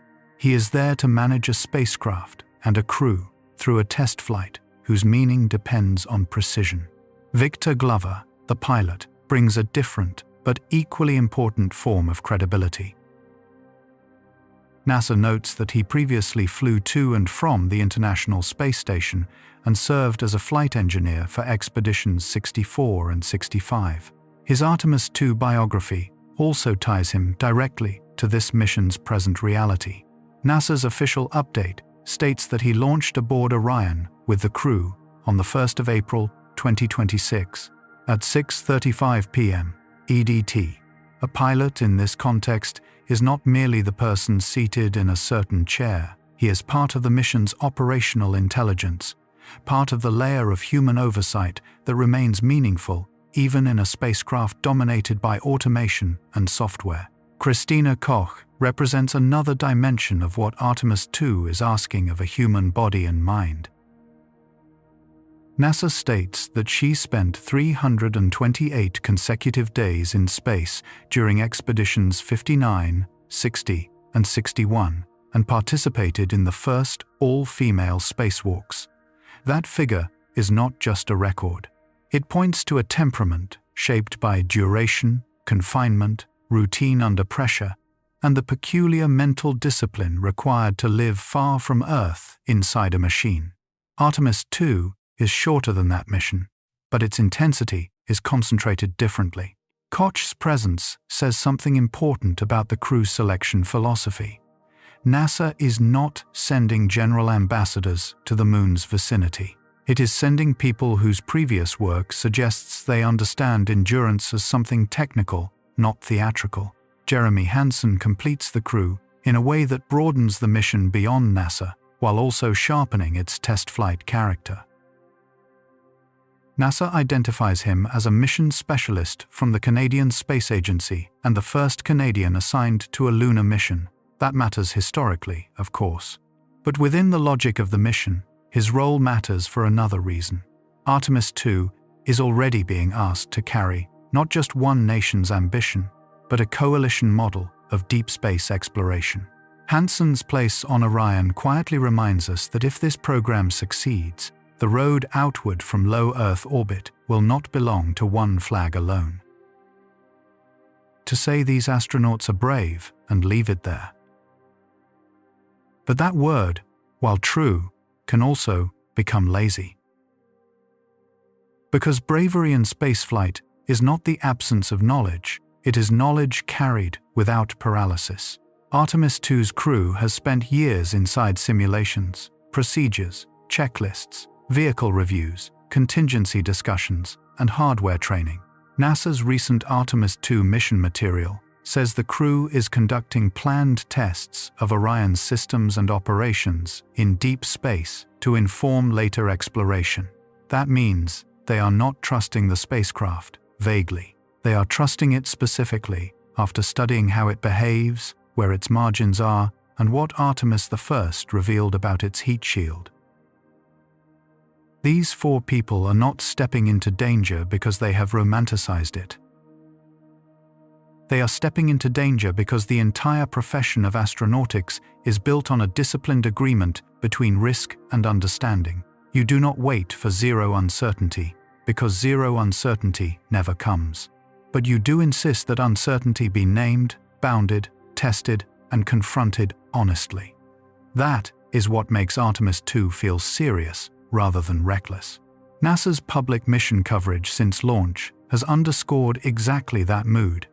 This is a flight test, and the crew is actively evaluating the spacecraft, not merely riding inside it. There is another human layer to this mission that deserves to be said plainly. The crew of Artemis II is historically important, but history is not what protects them during re-entry. The first woman to travel to the moon's vicinity, the first black astronaut on a lunar mission, the first Canadian assigned to such a flight. These are real milestones, and NASA emphasizes them for good reason. But when Orion enters the atmosphere, representation does not alter the temperature of plasma, soften the deceleration, or widen the entry corridor. The mission honors these milestones best not by turning them into slogans, but by remembering that equality in exploration also means equality before physics. And yet that does not make the symbolism trivial. Quite the opposite. It makes it earned. These astronauts are not important because the mission needs a narrative. They are important because they show what the modern human spaceflight enterprise now looks like, when it is no longer framed as a repeat of Apollo, but as a reopening of deep space by a broader human community. Artemis II, in that sense, is not merely reviving the path to the moon. It is changing who visibly walks it.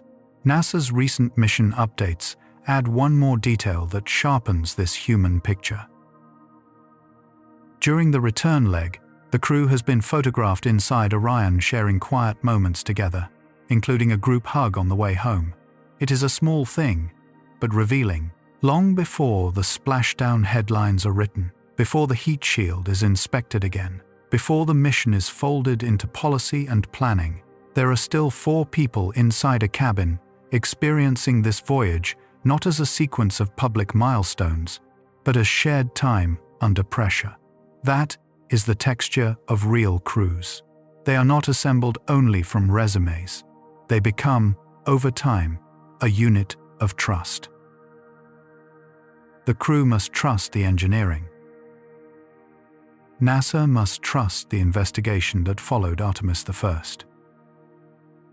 Mission Control must trust the entry profile. The public, if it is paying attention honestly, must trust neither blindly nor cynically, but in proportion to the evidence. Spaceflight has always depended on that layered structure of trust. But Artemis II makes it unusually visible because the mission is both historic and provisional at the same time. It is already real, already underway, and yet still fundamentally a test of whether Orion can carry human beings safely through deep space return. So who are the human beings inside this equation? They are not reckless volunteers for danger, and they are not mythic heroes protected by destiny. They are professionals. They are highly trained operators who understand that the grand future of Artemis will be decided, in part, by whether they can help prove one narrow and unforgiving thing, that a spacecraft can take human life beyond low Earth orbit, around the Moon, and back through Earth's atmosphere with the discipline required for repetition. Because if these 4 people are inside Orion not as tourists, but as the first human proof of a new lunar transportation system, then what exactly is at stake beyond their own safe return? What opens again for humanity if Orion survives the ride home? There are moments in the history of exploration when the fate of something very large is decided by something very small. A narrow passage through ice. A single measurement. A valve that holds. A signal that returns. Artemis II belongs to that kind of moment. Because on the surface, this mission is a single flight, one spacecraft, one crew, one journey around the Moon and back. But in the deeper logic of the program, it is something much larger.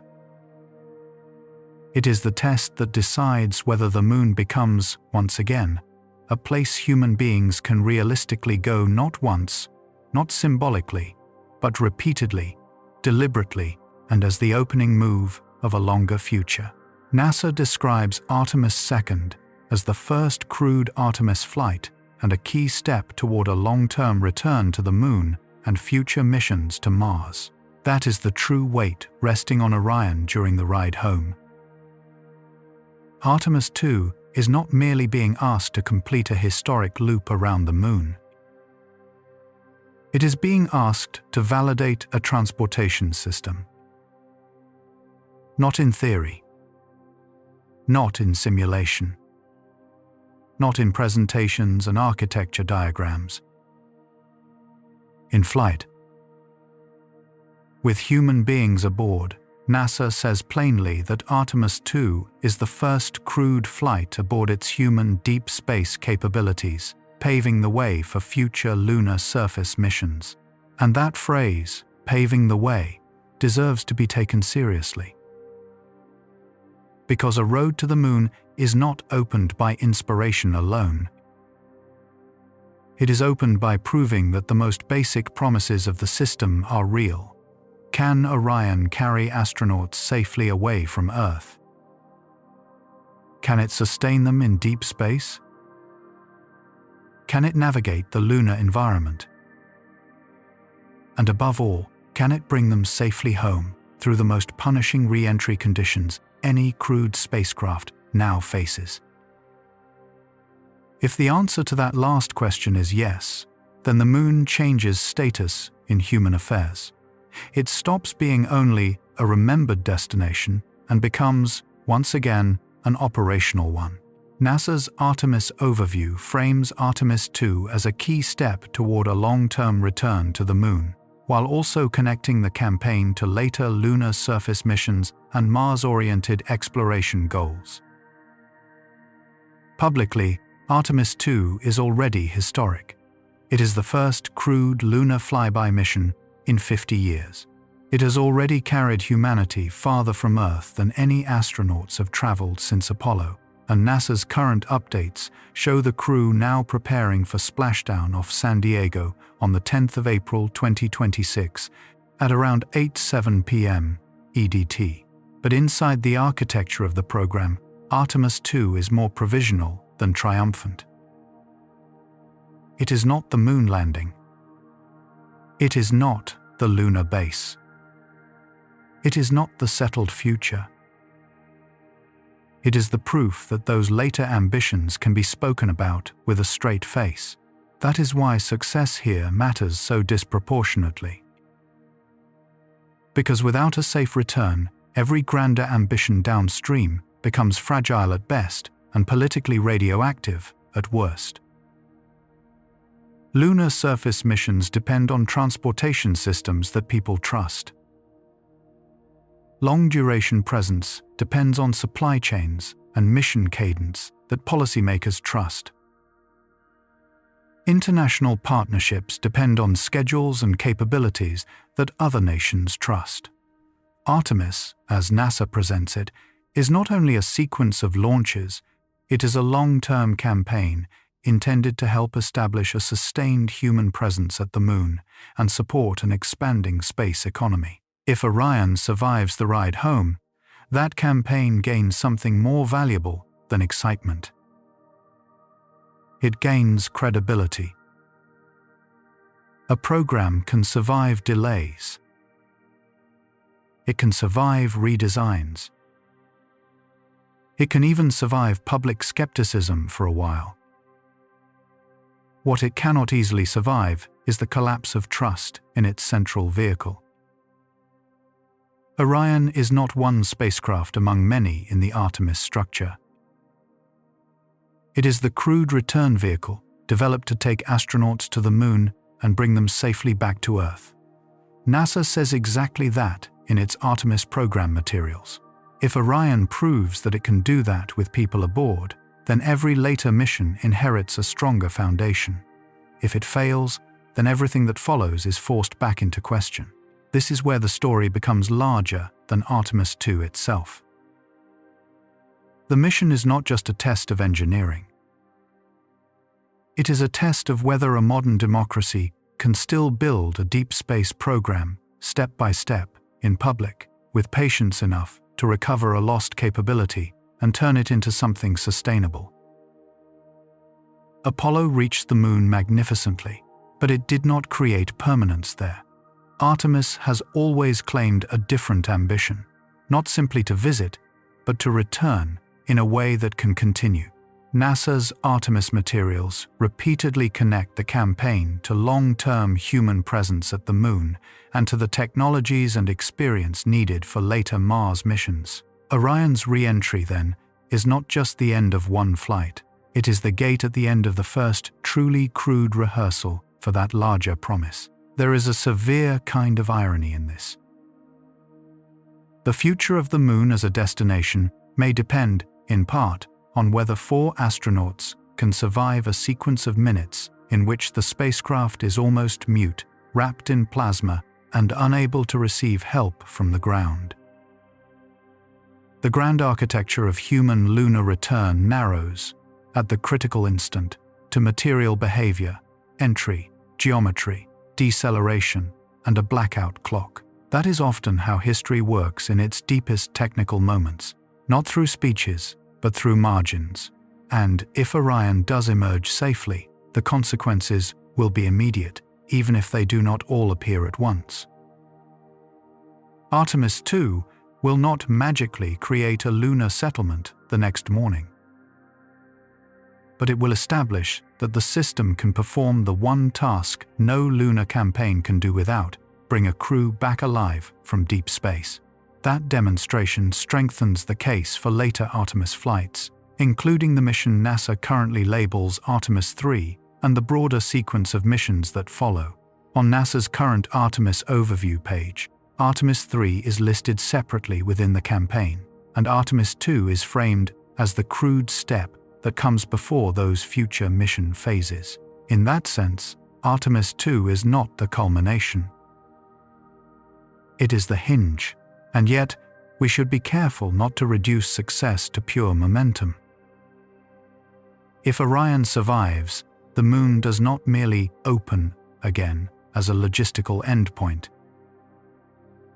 It opens again as a place human beings can treat seriously, a place for science, for infrastructure, for international cooperation, for industrial experiments and technologies that may matter far beyond the lunar surface itself.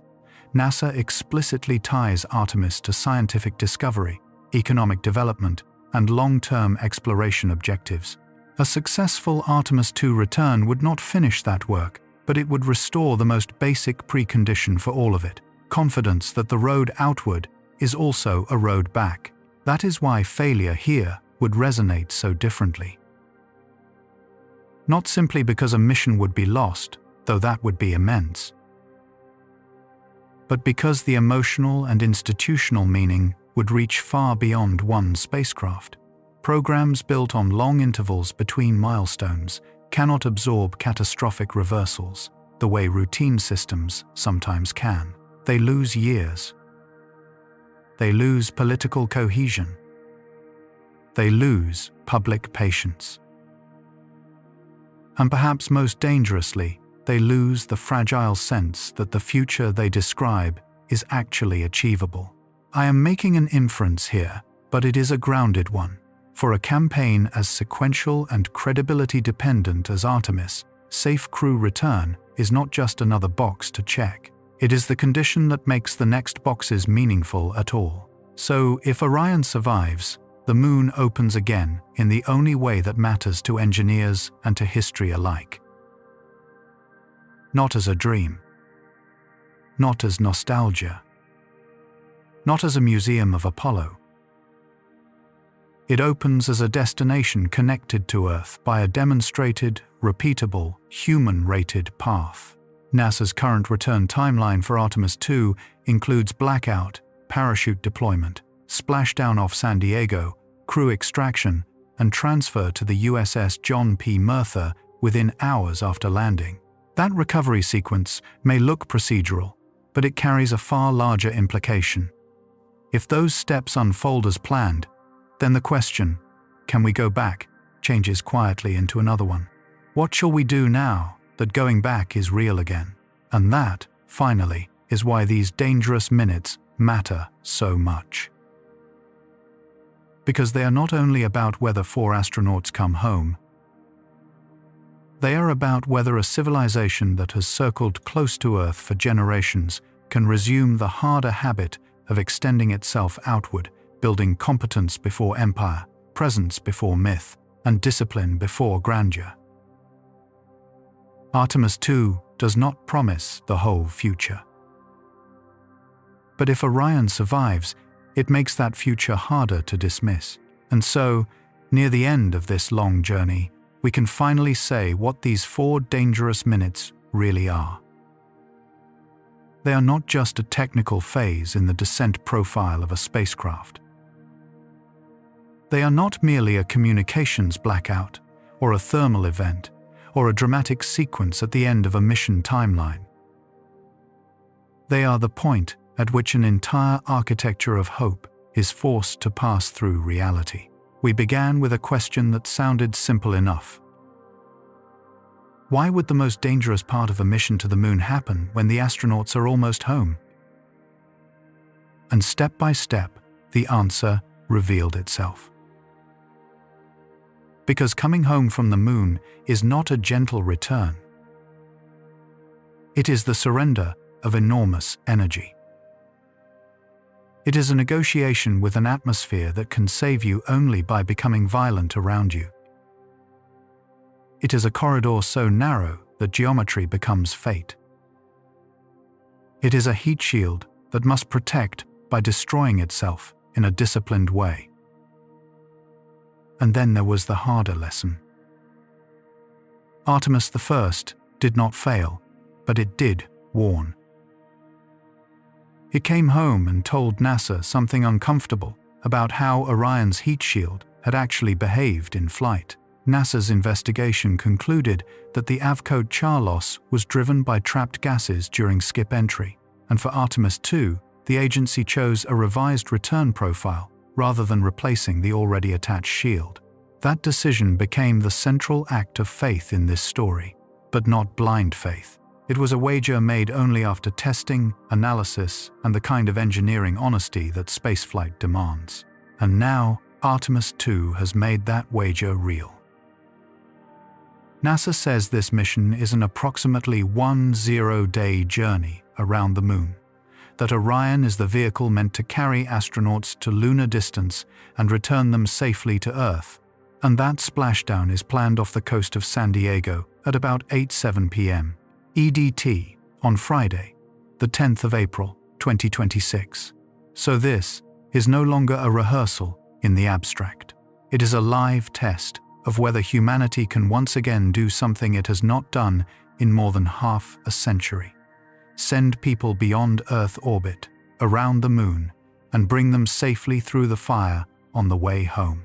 That is why these 4 minutes matter so much.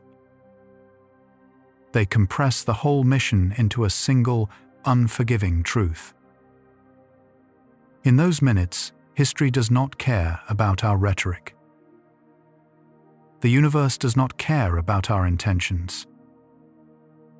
Plasma does not care that a nation wants a program to succeed, that a generation wants the Moon to feel near again, or that 4 astronauts have trained for years to earn their place in that capsule. The laws of nature ask only whether the machine was built correctly, whether the trajectory was chosen correctly, and whether understanding was deep enough to survive contact with reality. And yet, strangely, that does not make the story colder. It makes it more meaningful. Because if a civilization can understand reality well enough to survive something like this, then it has done more than complete a mission. It has demonstrated a rare kind of maturity. Not the maturity of power alone, but of discipline. The willingness to be corrected by nature. The willingness to let flight data overrule confidence. The willingness to move forward only after learning what the last mission was trying to say. That is the deeper dignity of Artemis II. If Orion survives the ride home, then the Moon changes character again in human history. It stops being only a remembered destination of Apollo and becomes, once more, a place connected to Earth by a demonstrated human path. NASA frames Artemis II as the first crewed Artemis flight and a key step toward long-term return to the Moon and future crewed missions to Mars. In that sense, these 4 minutes are not just between a spacecraft and the ocean, they are between a species and the reopening of deep space. But perhaps the deepest lesson is not about the Moon at all. Perhaps it is about what kind of species we are when we are at our best. We are fragile creatures who evolved under one atmosphere, on one small world, at the bottom of one gravity well. End quote.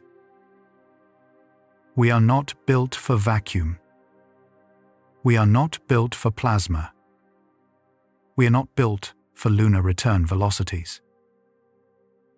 And still, through thought, experiment, mathematics, and cooperation, we have learned how to cross environments that would kill us instantly if we met them unprepared.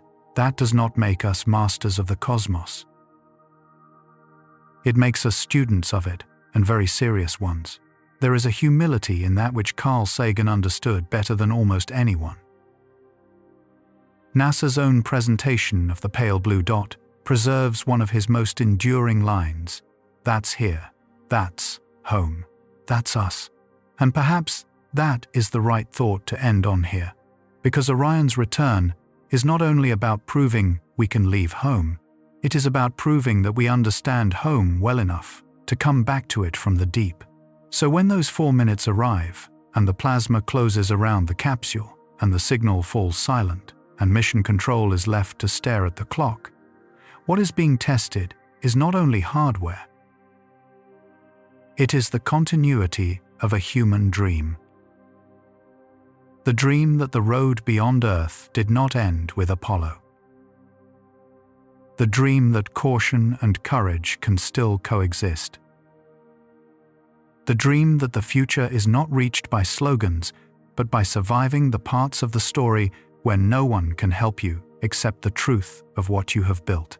And if the signal returns, then something quiet but permanent will have happened. The moon will not have become easy. Space will not have become safe. But a path will have reopened. A narrow, difficult, earned path. And that is how real futures begin. So let us end where all honest exploration must end, not in certainty, but in reverence for the fact that we are still trying. Still learning. Still sending our questions outward inside fragile machines. Still asking whether this small world can raise a species brave enough to leave it, disciplined enough to return, and wise enough to remember what the journey was for. As Carl Sagan wrote of Earth from the depths of space, "That's here, that's home, that's us. Thank you for staying on this journey with me."